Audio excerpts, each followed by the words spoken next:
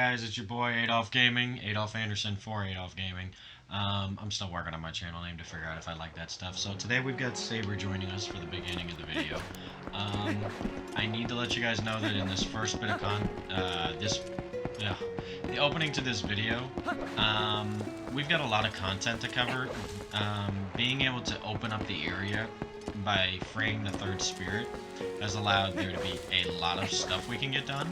I'm going to try to get it all done in one episode, but honestly it's probably going to take 2 45-minute episodes to get it all done, and I'm just trying to minimize the number of videos I can get before we get into the full episode of the water dungeon, which will be the next temple we go to.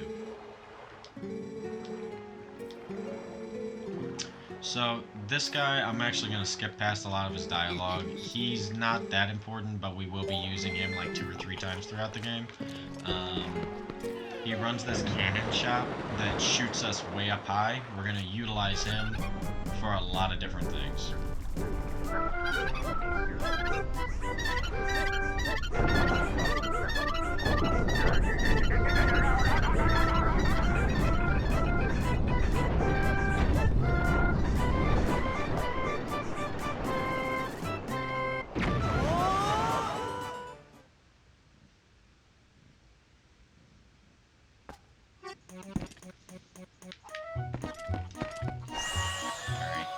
A lot of people don't know about this, but if you use the Gale Boomerang on that spinner, it stops the platform that's up over there, but it only stops at its own timing, so it doesn't click onto a track or anything. What time? Oh, you big. Me and a spear. If you need any vitamin. And it was in. And that's just some info to make sure you're staying on the right track of what you need to do. So these two are teamed up as a flight by foul water attraction, a couple of guys to make some money. I'm skipping his dialogue because it's not that important. The only thing you need to know is you come here, you grab a chicken, and you jump off this edge here. Now, you can circle around and follow the little trail of rupees and everything. I'm not that worried about it. I just want to get every treasure chest that's over there. Otherwise, we have to do the entire thing all over again. And you gotta be careful when you're hopping from one platform to the other because you can fall down and lose your chance of getting anything. And if we head into the water, we're screwed.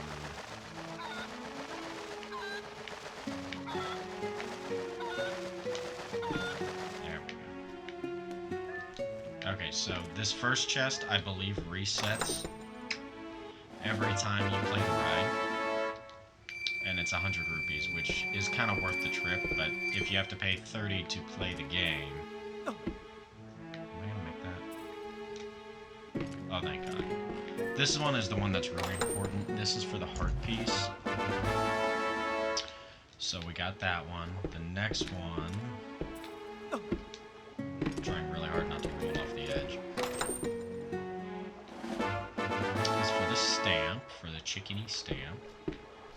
And I know they have a proper name, but I like onion chicken, so that's just what I'm going to call them. And then we got our 20 rupees for the first ride.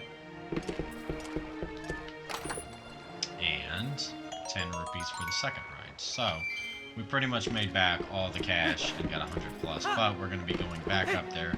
So we're going to be out 10, but up like 130, so it was worth it.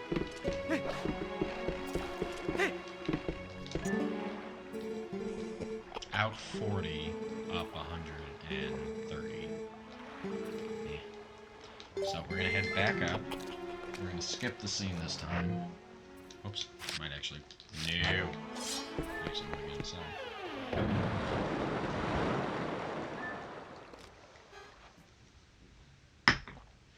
That took a lot of practice to figure out how to do that just right every time.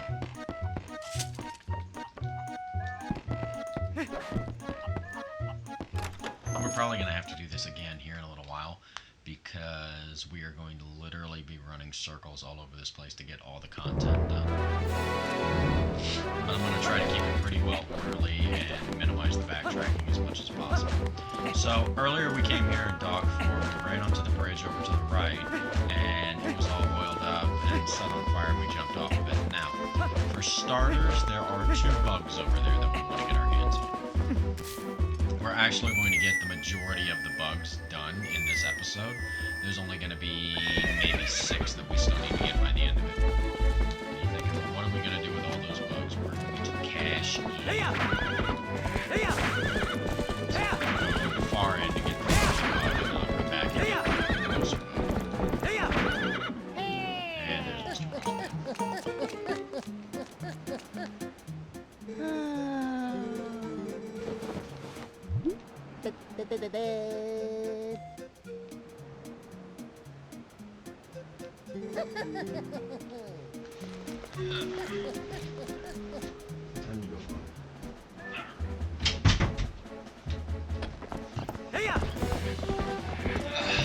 Sorry about that. Saber starts messing around. I gotta kick him out. There are a bunch of chews hanging out here. We are going to actually catch that one because that looked like that is very important. So occasionally there are different types of chews you can find. Each one has a different jelly that's really worth our time. This one is extremely important because it glows, and the rare chew jelly sparkles. Now the reason it's special is because it replenishes all your health and boosts your attack bar. So later on in the game, if we're up against a tough boss, and instead of wanting to do 3 rounds, we only want to do 2, we can use this and kick its ass a little bit faster. The red chew jelly heals health, blue chew jelly heals health, I believe also. Black chew jelly will either heal you or hurt you worse. It's hard to say what it will do. And then non-sparkly chew jelly that's yellow will end up giving, we're not going that direction right now. Is for later. So the chews can be really useful. I'm really happy that we came across that sparkling rare jelly. That's, we're only going to see that like maybe 1 or 2 times in the game. I keep doing that one. So there's bug number 2.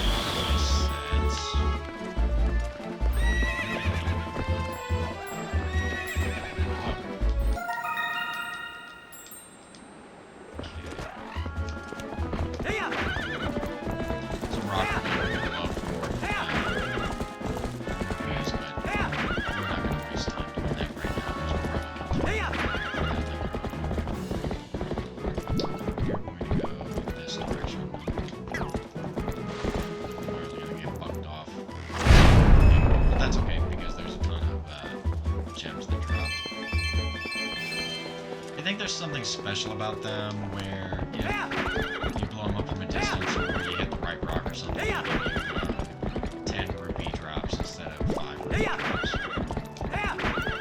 In here, you'll notice these walls. Remember it for later because we use these walls with a tool we'll get much later in the game to get our hands on another piece of art. Well, actually, what's this one I'm thinking of?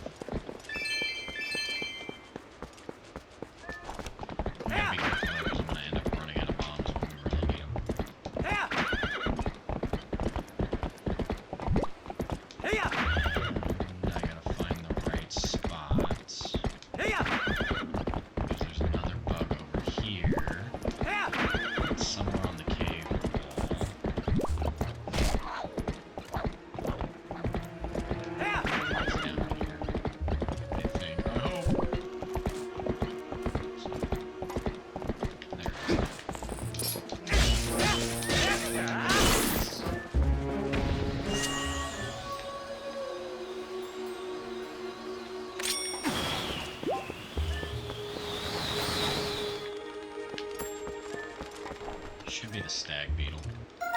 Female stag beetle. The other one is not too far off from us.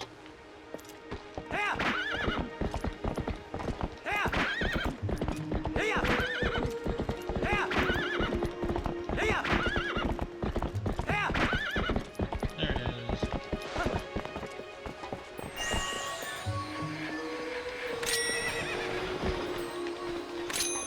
There's a bunch of birds that's gonna come through my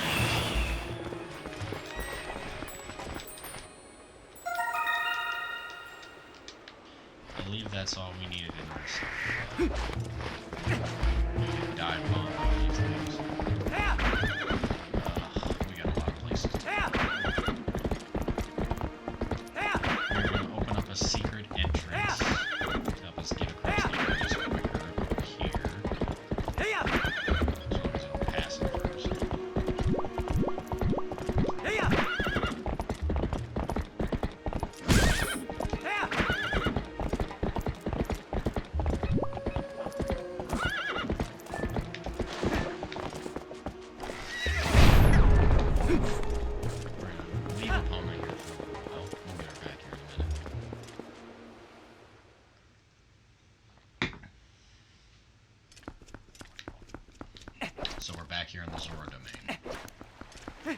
Which, honestly, we could have done another couple of steps first before we came here, but it doesn't matter too much.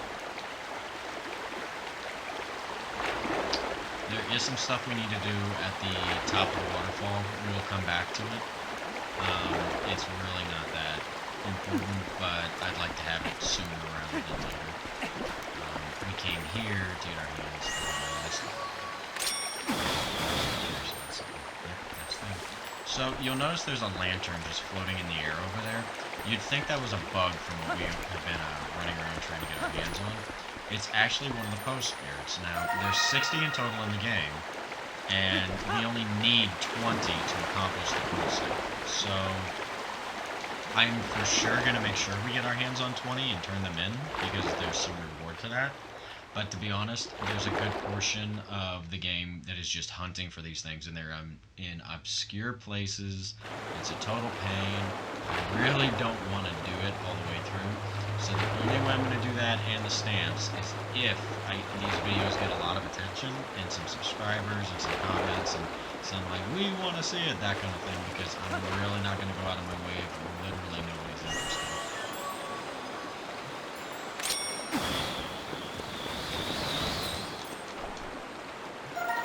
Second dragonfly, so we're doing really good on the list. We'll be heading back to the boat shop next, but first we're going to stop in here and deal with the fishing hut. Now, one of the mechanics in-game is they've got this whole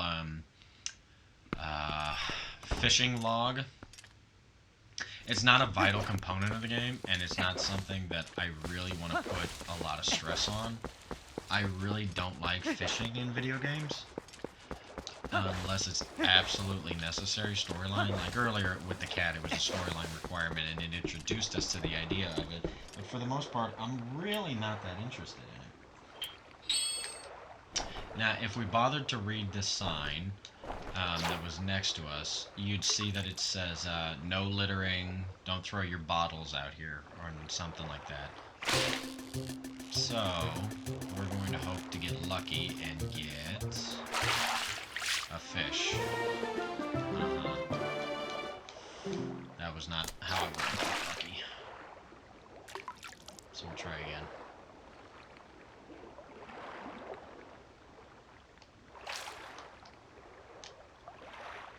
Unless I'm doing this wrong.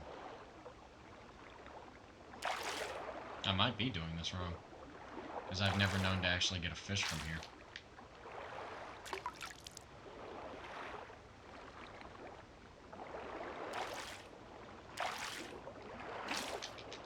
Why am I getting a fish from here?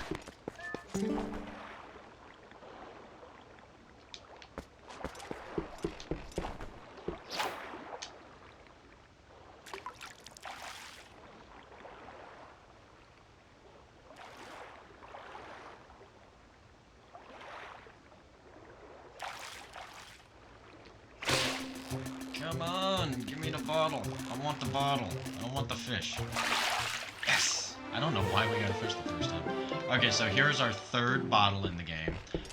I think I said it once before, most Zelda games have 6 bottles for you to find. This game, pretty early on, gives you almost all the bottles, if not all the bottles, really early on in the game, but there's only 4. Now, I think the reason they did that, and they limited the number, was because there's not really a huge need for them. In the old version, I think you had to catch the bugs in the bottle. Oh, Link is really impressed with this place. I don't really think...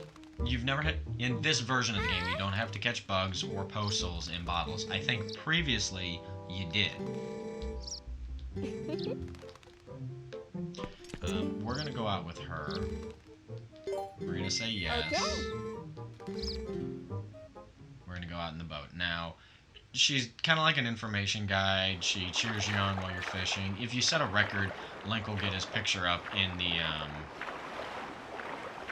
the shop there, like with all the other people. But the thing is,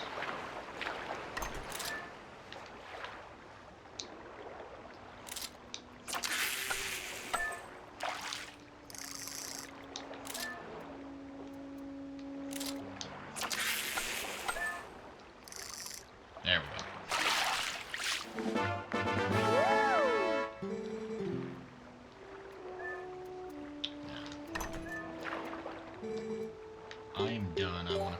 records. I don't feel like setting records. I think you need to go out and get a particular kind of bait to catch the very, very rare and elusive fish with this chick, and that gets you your name on the wall.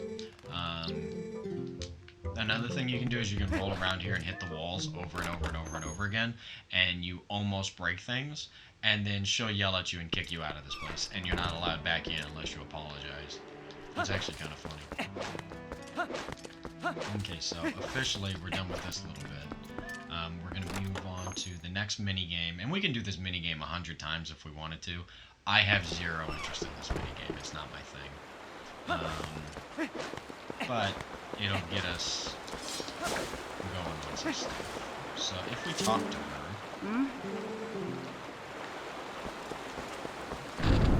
it will unleash this, which is not a requirement to do, by the way. This is all if you happen to come across it or you know better. And we get another butthole in the sky.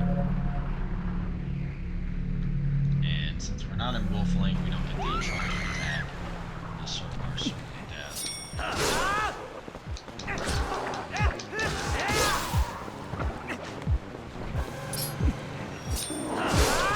Thankfully, these guys are really slow to attack, so it's really easy to get them dead.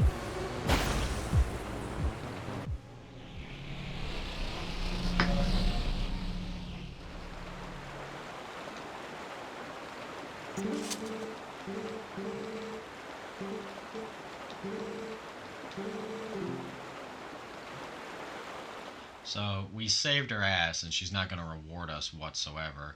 But if we go inside and talk to her, she'll give us a job.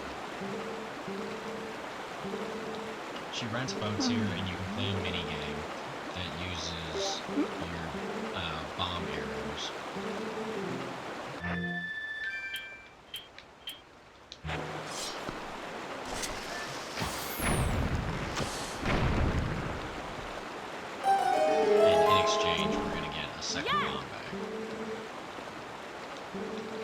She's employed one of the Zora people to work part-time. I'm not going to bother with the conversation because I'm trying to hear everything she's saying.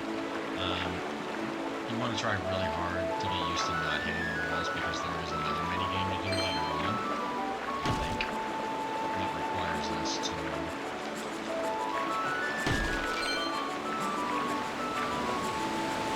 I swear to God there's another minigame. There is, now that I think about it.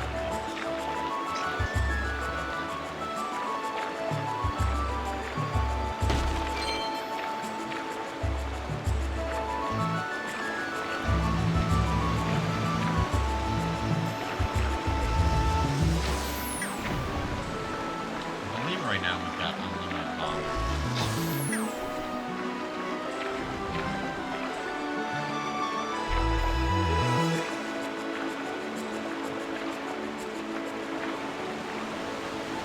I can't remember if the minigame gives you.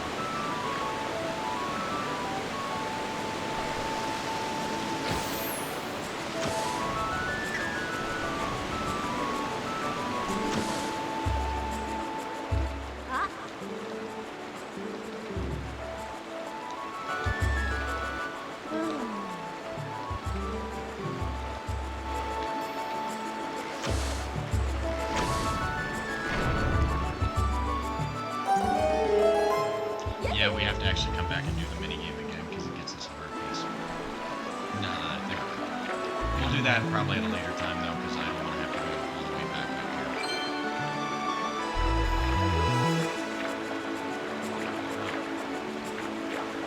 You gotta get really used to not hitting the walls because part of the minigame is you lose points every time you run into a wall. And if you hit more than 3 things, you're screwed.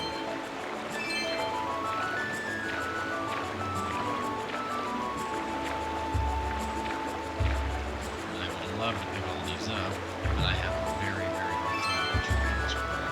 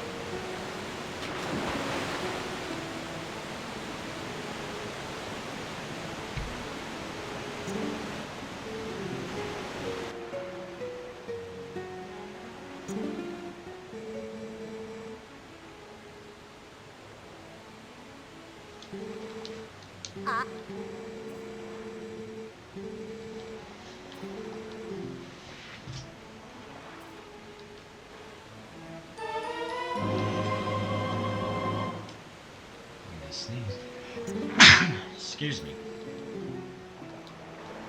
So in previous Zelda games, there's always, you start with a quiver of arrows and a bag of bombs, and throughout the game you can do things like mini games like we just did to increase the size of everything. Now, when it comes to, I don't think there's anything on this shoreline that I care about. When it comes to with this Zelda game, we can upgrade the quiver for arrows, but instead of giving upgraded bomb bags, it gives us individual bomb bags. So we can use these bomb bags one at a time to hold different types of bombs. In this game, there's 3 types of bombs. In previous games, there's usually been 1 or 2. Typically a regular bomb. I don't remember if there's a water bomb in other games, but there is in this one that can be used underwater. And then there is a moving bomb. In Majora's Mask, it was a chew bomb. I can't remember if there was one like that in Ocarina of Time or not. The chew bombs and the other bomb that is in this game act as a moving bomb, and if you can track it correctly, then you can send it scaling up walls and whatnot to hit whatever targets you need it to hit. Bomb arrows are plenty effective for this game, so we're not really going to use that moving bomb, but we will be using a lot of water bombs, and we need to go and get our hands on some. Another thing we need to do is head to Castle Town really soon and get started on all the crap we gotta do there. I'm gonna skip him because I'm sick of his intro cutscene stuff. We're gonna head back up, we're gonna grab Epona like we did before, but this time, I can't believe I can't just roll right off that. This time we're gonna actually go to Castle Town instead of going north around it.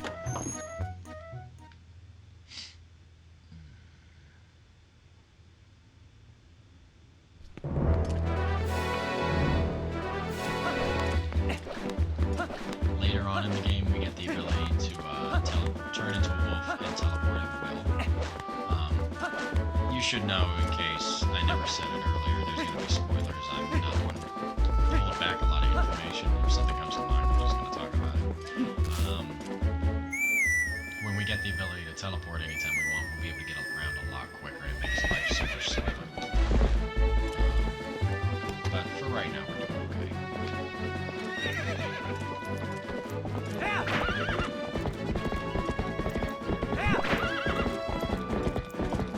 Still going to take the right path. Let's right to the west gate, which is where we want to go next.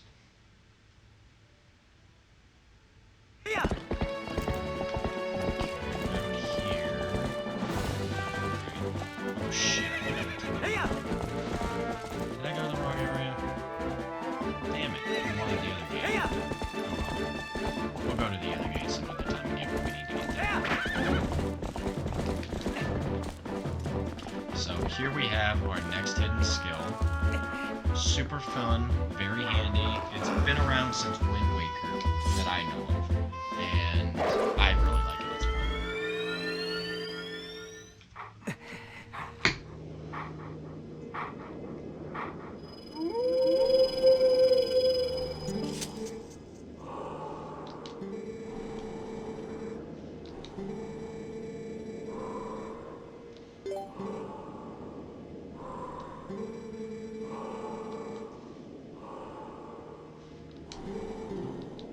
So here we need to demonstrate that we know how to do a shield attack.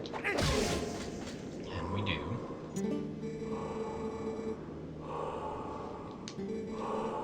The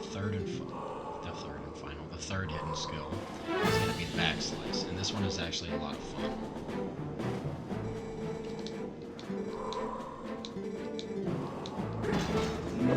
That's exactly how it looks. Now, the only issue with this is Link has a wide roll, so if you're not in proper position when you do it, you are going to end up trailing off to the side of the enemy and being outside the range of a strike.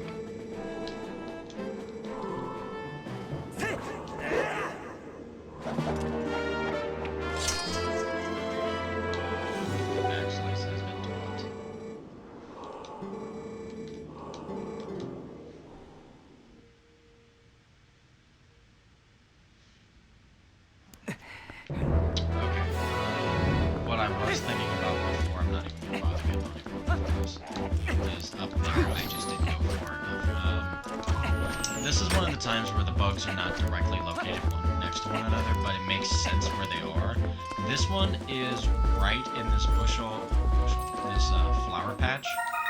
It's the male butterfly. Now the female butterfly is in a patch just like this, but it's on the opposite side of the city, directly across, basically the same location on the opposite side. So we'll be going for that one later on. I think I could use the Gale Boomerang to grab it like I have a lot of the others, but I think maybe we'll need the next tool in the game in order to actually reach it. So since that might be the case, I want to kind of handle business first and foremost. Okay, one thing I will go ahead and do right now is this guy is looking for cash for the church. This does take a minute, so please bear with me.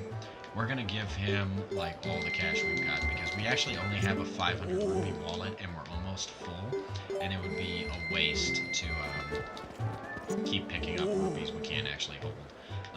I believe in the old game, rupees you picked up that you couldn't fit into your purse, your wallet, would just get stored in a hidden wallet, and it would pay it out to you when you started using the rupees. So it was like a hidden wallet, but you couldn't actually see it. And it was kind of a bummer, to be honest, because you couldn't tell what the hell was going on. Now, in this version of the game, I believe they took that away, so you don't get to hold on to anything you might have come in contact with before. So, in order to get the heart piece for this guy, we need to actually donate a lot of rupees. We just donated 450. The total is 1,000, which is just terrible. We'll be coming back here. This is going to be the stars minigame, and we'll play with that sometime in the future when we have the proper tools for it.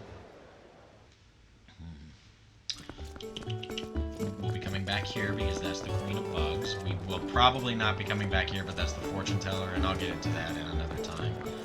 Over there is going to be where we end up going back to the bar, but we don't need that right this second.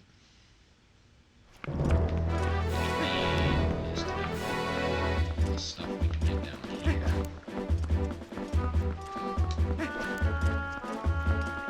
The next bug is hidden over here. It's the ladybug. The next bug is hidden over here.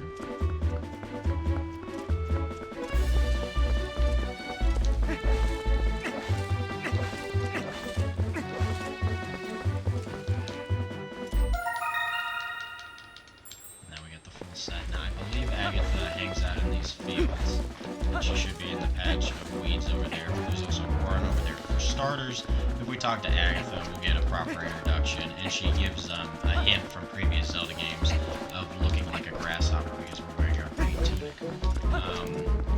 For those who have played Majora's Mask, that's a little bit of a nostalgia thing because at the, I think it's Lon Ranch, I think that's the name of it. I can't remember for sure, but a little girl calls you a grasshopper as a name. We're actually going to go do that now, I think. So, we'll finish up if there's enough time. There's a good chance the time cycle will go by, nighttime will hit, and the pastor will be gone.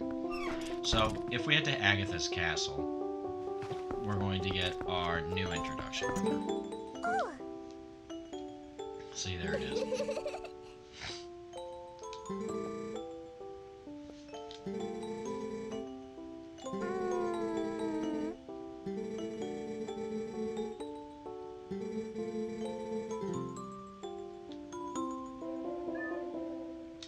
So when we speak with her this time, we can donate the bugs we've had up to this point. Now, we've got a fairly good collection of them. We're actually only missing 5 in the entire game, but the final set won't be able to be grabbed until about our 6th dungeon. Now, what's nice about donating these bugs to her is, for starters, we get a bigger wallet, which allows us to hold 1,000 rupees. And for second up, every time we give her a bug from this point on, we will get 100 for a matching set and 50 for the original. So in this case, we will get 100 because of the set advance. Now, we kind of get gypped out of 50, but the bag is a good trade-off for 50 rupees. We can keep track with the little stickers on each one of the butterfly. I'm trying to think what else. She's got a nice little dialogue for each bug. It would waste a lot of time for me to sit there and let the entire thing scroll through. We're kind of on a time pinch, so I won't have that available for this playthrough. I might do it in a future thing for missing dialogue. I don't know. I haven't really thought of what to do after I actually beat this. I know that when we beat the main boss and we finish off the game, storyline-wise, we'll have basically everything done. I would really love to do another playthrough of this after the fact, because I want to do something more challenging. I want to do hero mode, which gives you double damage received and no hearts drop, so you have to find a way to heal on your own. There's also the Ganondorf amiibo, where if you use that, it will turn your hearts blue and double the damage again, so you can have quad damage total. And in hero mode, they mirror the world, and in this case, it'll look like the old original Wii version instead of being on the opposite side of town. So I would really like to do that, but with all the other projects I have going on, I don't think I'll actually get around to it. If these videos got a lot of attention, then I would probably do that, but I don't see it getting a lot of attention because I'm still just starting out on YouTube. So we'll see if anything comes up about it.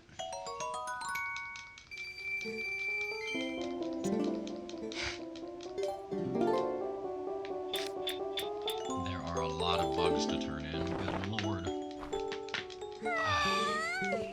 Actually, come to think of it, I know that the next set of bugs is before the 4th dungeon. I believe it's the 4th dungeon.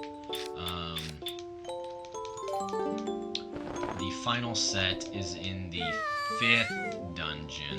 No, 6th dungeon.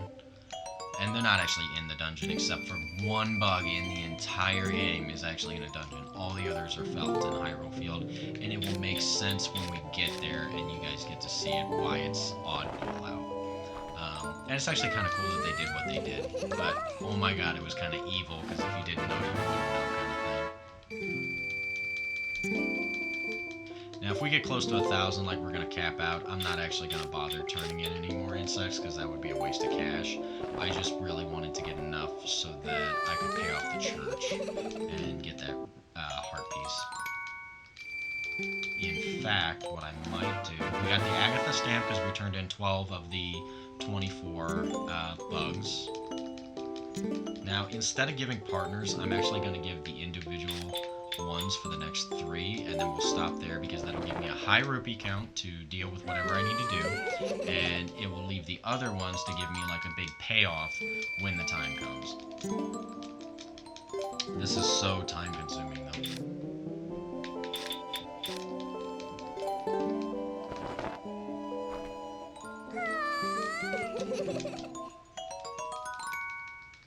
I used to like playing with pill bugs when I was a little kid. They were neat. They were one of the only insects that I didn't find disgusting. So we'll leave the partners of the rest out for right now, and we'll come back later when we have a need for it. Now, if we give her all the bugs everywhere, we will get an even bigger rupee bag for 2,000 instead of just 1,000. She knows we have bugs we're leaving with him. I've never seen that dialogue before. That's funny. So we're going to run up here to the church man, and hopefully he's still there and midnight hasn't set in, otherwise we're going to be losing our mind wasting rupees. I like how they have a day-night cycle in this game and how effective it is. And we're literally just going to keep doing this until he gives me a heart piece.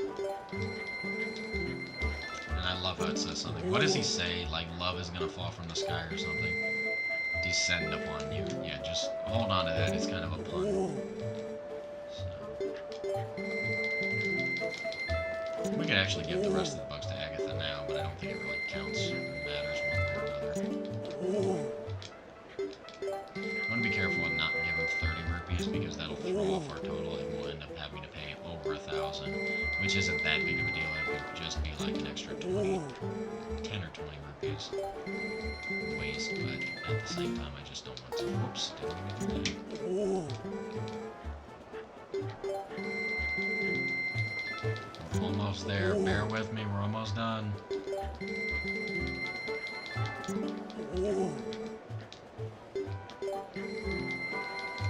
Is that it? Oh, that's it.